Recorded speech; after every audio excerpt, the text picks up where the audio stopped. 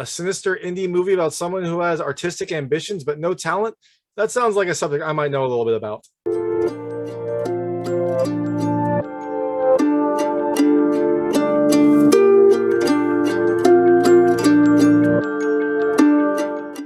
Hey everyone, this is David Stark from Watch Your Pass. Today I'm going to talk to you about Poser, which opened in theaters on June 21st, 2022. It had a limited release on June 21st and is getting a wider distribution in the near future. The film is an indie movie about someone who yearns to enter the indie underground music scene in Columbus, Ohio. It is an interesting film. It is very unique. It is unsettling, and I loved it. My hot take is I definitely think you should watch it. It is just a unique, interesting film that kind of looks at artists and the strange kind of world that they exist in, and also what someone might do to try to gain access to that world. It's a very subtle film. It's slow at times, but I loved it, and it highlights so many interesting facets of the art world, focusing mostly on music, but it does hit some other types of art as well. So I've seen the film. I've got my favorite band jacket. They're not indie. They're not super well known, but they're not indie by any means. But I'm going to tell you a little more about the film, a few things I liked, a few things I didn't like, and go into the ending. So as you can imagine, there will be spoilers in the ending section. So if you don't want to know what happens in the end of the film, turn this off when I get there. And there's a pretty big event that happens, so you probably don't want to know what happens while you're watching this movie. But I'll give you plenty of warning. I'll tell you when I'm getting to the ending discussion, so you can turn it off then. Before that, I'll keep it vague. I'll just kind of give general thoughts about the movie so you can get a sense of what this movie's like. So in Poser, you have the main character, Lennon Gates, who is trying to kind of gain access to this, I guess, inner world of underground music. And to do that, she starts a podcast kind of highlighting indie music in Columbus, Ohio. And she reaches out and tries to get interviews with these artists. And it's a really interesting process to see her do this, because she just kind of goes out on a limb and emails people, and sometimes they say yes. That feels a little familiar. Sometimes you email people and they say yes, sometimes they say no, sometimes they don't respond, but you keep trying. And as she gets kind of deeper into this art world, she realizes her own artistic ambitions and tries to kind of enter it, not from the podcast realm, but from like an actual artist realm. And that has some mixed results. So things I liked about this movie. The first, hey, the music. Like, this film is about indie artists, it's about indie bands, and there's a lot of really interesting, great indie music in the film. There's a lot of bands that I've never heard of. I imagine most of the people that have seen this movie have never heard of, but you get a really good kind of introduction to them and some nice performances by them, and just some music that I wouldn't normally listen to. I really loved kind of all the bands. The like star of the show is Bobbi Kitten, who also plays Bobbi Kitten in the actual movie. She plays herself, and Z-Wolf, who is another indie artist.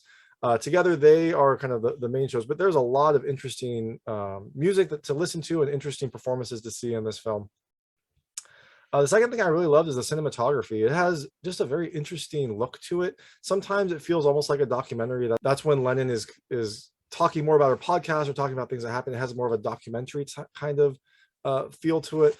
When she's like really kind of thinking about some of the artists and trying to kind of like envision them and emulate them, it has more of a dreamlike state to it. And then in the shows themselves, there was a very kind of raw, in your face feel. And I just loved how different it was and how kind of it kept you on your toes. This movie is not very high paced. It's not like it's kind of a slow movie, but this change in kind of the way the movie feels and looks did keep you, guessing what would happen next. The third thing I really loved is the acting. I mean, this film has a great performance by Sylvie, who plays Lennon, but you also get some really great performances by two of the main artists, Bobbi Kitten, who plays herself, and Z-Wolf, who plays himself. They both do a really fantastic job. Bobbi Kitten is kind of a very refreshing presence, and I loved, how real she felt. And then Z-Wolf was just so strange and odd. I loved him as well. Together they formed a really interesting pair, and a lot of the emotional sections center around them, and the fact that they gave really great performances was a pleasant surprise for me. The fourth thing I really loved is the story. Like, the story, this film is about Lennon creating a podcast, and the story is set up functionally as a series of podcast episodes. Now, it's not all episodes, but each section of the film is like a podcast episode that focuses on a different thing. It has a nice introduction, and then the movie progresses. But I love that kind of commitment to the overall style and the overall themes in this movie. And I did love how kind of subtle and slow the story was. It had a nice slow build. I wasn't really sure where it was going to go as it was kind of building up, but it did introduce some new ideas and some interesting ideas throughout, and kind of evolve Lennon's character throughout this movie. And she has a lot of very interesting changes that kind of feed into the overall theme and kind of make the title of the movie make sense. And I just really loved how gradual the movie made her journey, because sometimes you can have a slow build and then just like an abrupt transition, but this movie felt like it was just a nice steady progression until the end, which that leads me to the fifth thing I loved is the ending. The ending is really, really good. It was it kind of threw me for a loop. It was a surprise, but it also fits so perfectly with everything about this movie. If you want to know more about the ending, I will talk to you about that just after this one little thing I didn't love. And it's 100% minor. It's silly, but Lennon is supposed to be an audiophile, but she records all of her podcasts on her iPhone. And look, I've used an iPhone for recording stuff. It's great, but she records it with like the iPhone microphone, which any audiophile, I don't think that would fly. But that also fits perfectly with the overall themes in the movie and with the overall theme of like Lennon kind of being an outsider trying to gain access into this world. She doesn't really understand and live, the underground indie art scene or this kind of like audiophile persona that she's taking on. And so I think that fits perfectly. I just thought it was kind of a silly thing. When I first saw her recording the podcast with just her iPhone in the middle of the room, I was like, that's going to sound terrible. But hey, you know what? It also fits the theme. So going into the ending, and look, as I said, there will be spoilers here. If you don't want to know what happens in the film, you probably don't want to know. Turn it off now and go check it out if it's playing in your local market, or if it's not, just kind of keep an eye on the Poser website. It'll be coming soon. That being said, there will be massive spoilers. Get out now if you want to. So in Poser, the really interesting thing with Lennon and kind of her personality is she is kind of this blank slate at the start. She doesn't really have a ton of personality. She's awkward, and you can kind of get that from her. But she starts by like recording things that people are saying at an art gallery, and then she'll go back and digitize it, or at least re-record it onto a tape and listen to it and kind of take the thoughts and ideas from that and use that to kind of form her own personality. She kind of feels like this chameleon who is taking little bits of things around her and forming her own personality, and that's not inherently bad, right? Like people take ideas, thoughts, things that you've seen and pick that up and kind of form your own style. But at some point, it kind of gets into a mimicry feel, or also, pure artistic theft when she starts to kind of record artists and record some of their songs and then pass them off as her own. These are very underground artists. Sometimes you wouldn't normally hear it all on the radio. So if she hears a song from an artist that is a very kind of niche artist, she could pass it off on her own. And as she goes through these interviews, occasionally if she gets a chance, she'll like take pictures of their lyrics and then write them down in her own lyric book and pass them off as her own. And eventually she gets access to Bobbi Kitten, who is kind of the main muse in this film. She's the main performer in this film. She does a great job. And Lennon slowly kind of integrates into Bobbi's world through her podcast and then through her like friendship with her. And that gives her access to other underground artists. Like the podcast is her vehicle into this world. When she first kind of goes to hang out with Bobbi, she's asking to interview, and Bobbi says yes. And then someone comes by and is like, hey, we're all going to go, upstairs and smoke. Do you want to come too? He's asking Bobbi. And he looks at Lenny, he's like, oh, you're that podcast girl. Yeah, we did that podcast. You want to come too?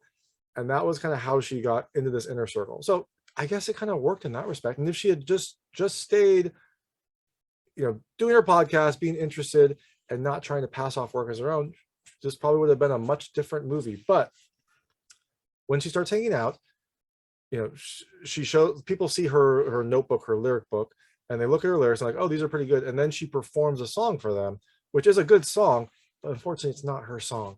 And so this works for a time, but eventually Bobbi goes to the show of one of the bands that Lennon had interviewed, and they play one of the songs that they played for Lennon on her podcast. And Bobbi recognized that song as the one that Lennon played earlier. And that kind of triggers something in Bobbi because, she's an artist. She doesn't like it when people steal artistic work or pass off as their own. So she just blacklists Lennon personally. She just cuts off. She doesn't talk to her. And some of her friends, some of the other people that had been hanging out with Lennon also make veiled posts and things about like how that's not right. They don't call Lennon out specifically, but you can tell that she is kind of being ostracized from this group. So that leads Lennon into kind of a downward spiral where she doesn't necessarily know that she's being ostracized. I'm sure she probably had a thought, but she tries to pass off as like, what's going on? and she becomes a little more unsettling. She starts kind of stalking Bobbi, trying to like figure out what she's doing and try to kind of like have a chance encounter. It doesn't work until she finally confronts Bobbi when Bobbi is like hanging out at a club. She leaves to go smoke, and Lennon confronts her. It's like, what's going on? And Bobbi basically says like, calls her out for stealing those lyrics, calls her out for like passing off her art as her own, and says like, are my lyrics in your journal? Which they were.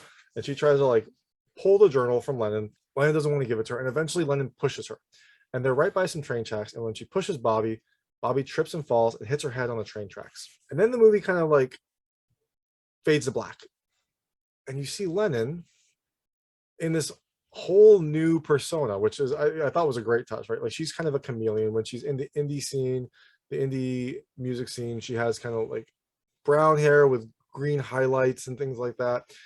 Now this new persona, she looks I guess a little more put together. She has like blonde hair. She looks a little different, and it looks like she's trying to pursue her music career. And you're like, what happened to Bobbi? And then you see as she's writing these lyrics, up on the wall is a tape that says Bobbi Railroad. And then it switches to what happened after Bobbi fell. After Bobbi hit her head, you see Lennon kind of like cradling her head, and she pulls her hand back and there's blood all over her hand.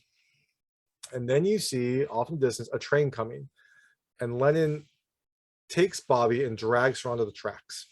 And this is significant because earlier they had talked about this kind of like underground legend slash thing that happened where someone at a club where there was this underground music club that wasn't supposed to be there, but people would break in and party there until someone got drunk, wandered out, passed out on the train tracks, and they were killed. And that kind of closed down that whole venue. And it was a weird thing. Like it was like, okay, this is an interesting kind of like story. This is an interesting local story, but you don't really know why it's there until this scene where Lennon drags Bobbi onto the tracks. Bobbi's unconscious from hitting her head, and then Lennon like backs up into the trees as the train approaches and watches as the train hits Bobbi, and they're like, that's really messed up. And then you also see that Lennon is recording this. She has her iPhone up and she's recording this, like she records so many other things to try to like pull off of or to memorialize and sound. And that was the tape that you saw that said Bobbi Railroad. Then the movie ends. That's the end of the Poser. So I loved it. I thought it was just a very unique, refreshing film. It was very interesting, and I loved kind of how subtle it was. Like Lennon's character builds throughout and progresses and digs deeper into this underground scene and changes in interesting ways. And there's some really great scenes where Lennon is trying to mimic things that she sees, mostly Bobbi. Like Bobbi is very much her muse, desire, pursuit, whatever you want to call it. She is trying to emulate Bobbi, and there's some really amazing scenes where like Lennon is watching Bobbi perform and tries to mimic things like that, tries to like pull those out. And I just loved that part of her character. I love that her character just felt like this sinister chameleon. This person has nothing kind of internally to say and is just trying to grab things from other people and emulate them to form her own personality, which, like I said earlier, right, that's kind of how people get their style. They take things that they like and integrate that into their own. But this movie had a much more sinister, had a much more kind of unsettling way that it did it. So that is Poser. It came to theaters on June 21st, 2022. It had a limited release initially and is opening wider as the weeks progress. So if it isn't playing near you, just keep an eye on the website. It'll probably be playing near you soon enough. I definitely think you should check it out. And thanks so much for watching. If you like this review, please like, subscribe to this channel. It helps me out as a small indie art producer. No, there's no art here. But as a small indie channel, it helps me out a lot. Oh, and if you're wondering what my favorite band is, it's Starset. There you go.